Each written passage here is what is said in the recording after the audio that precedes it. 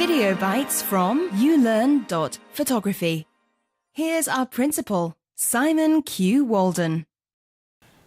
Hello and welcome to today's quick video bite where actually I'm not talking about photos particularly, I'm talking about the stories behind photos.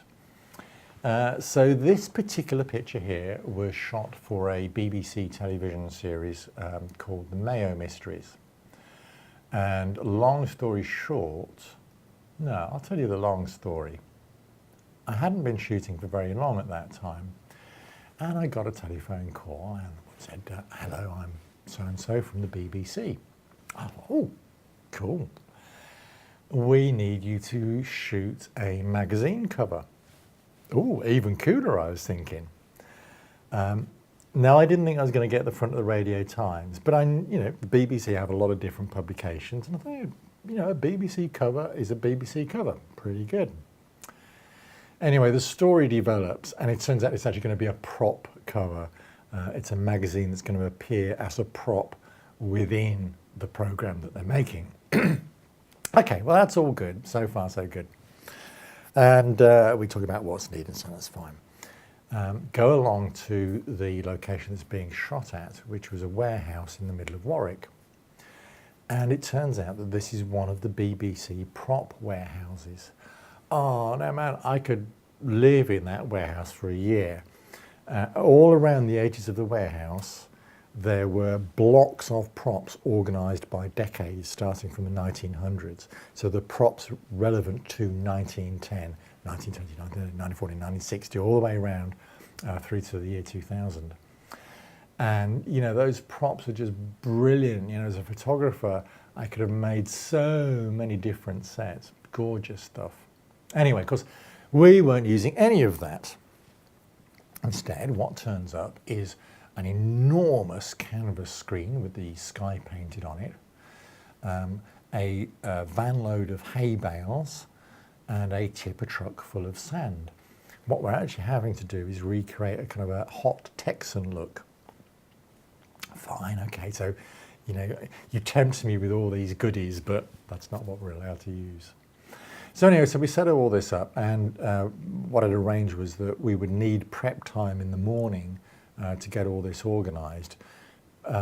Because of the large spaces involved and because the car being involved, I knew that lighting position was going to be crucial in all this, and I went along with every single light I had.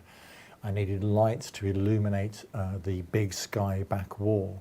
I needed lights to be able to provide specular lighting on the car. I needed lights for each of the two subjects in the shot as well. So there's a whole, whole bunch of gear there. And then we wait for the model, who's an actress who I've not heard of since, and you'll kind of get why in a moment. Let's just say she was very late and arrived with an entourage, which was a little surprising considering that she had a very small part in this program and was not really a well-known actress at all. And just leave it at that. I'm not going to say any more than that. So anyway, we set the whole thing up. We get the shoot. She is as awkward as I thought she might be right from my very first impression, but nevertheless, we kind of get what's required for the thing.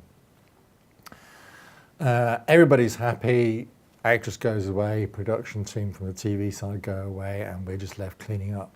I'm just having a chat with the chap who brought the car. And at that point, I realised what the value of creatives can be when I discovered that the car was actually being paid more than I was. However, I have to say I'm still very proud of that BBC shoot. Like I say, it was very early in my career and a big team under my control, and I was very satisfied to have pulled the whole thing off. As a relatively, at that time, relatively inexperienced photographer. So even though the car was better paid than I was, I still count that as a strong success. Subscribe now for regular tips and updates. To find out more, go to ulearn.photography.